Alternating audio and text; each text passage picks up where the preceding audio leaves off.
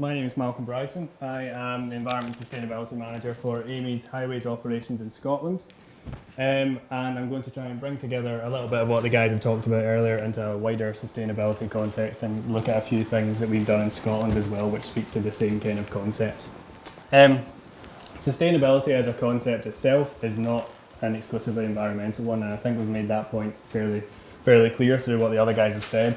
There's a social element to it in terms of having a social license to operate and working within the community that you're trying to serve. There's an economic context to it as well. Whatever your project is needs to be financially viable. Innovation falls into that as well.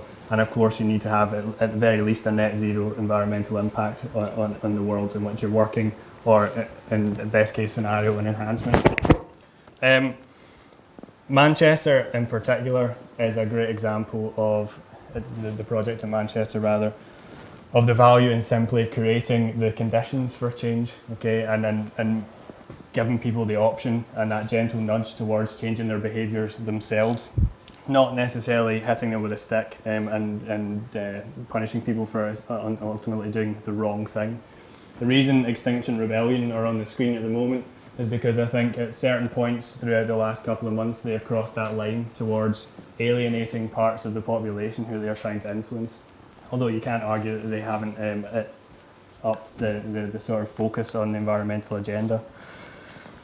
On top of that, a lot of what we've spoken about in terms of sustainability is also about risk management, okay, future-proofing things.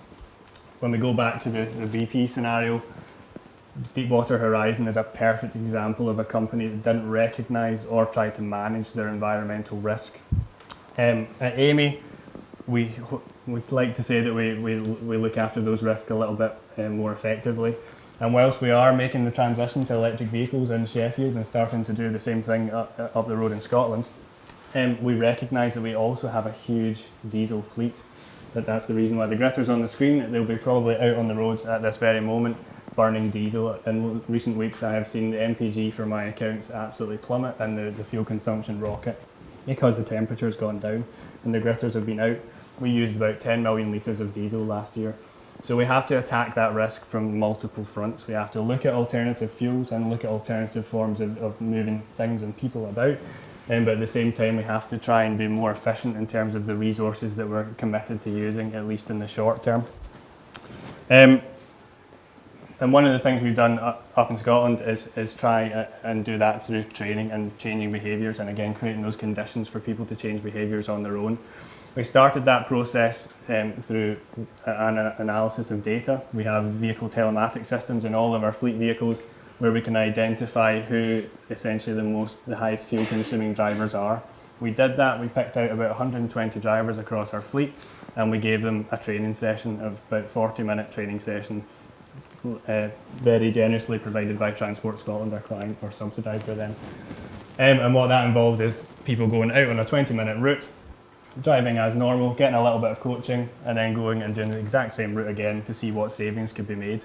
Across the board, the average MPG improvement was about 13%, which if you then apply that to 10 million litres of diesel, starts to make a little bit of sense. And the average journey times and distances all remained exactly the same. There was that fuel saving. The challenges, as I'm sure you'll be aware, were multiple. One, Tom's already discussed about that attitude of why are we changing anything? Everything's fine the way it is at the moment.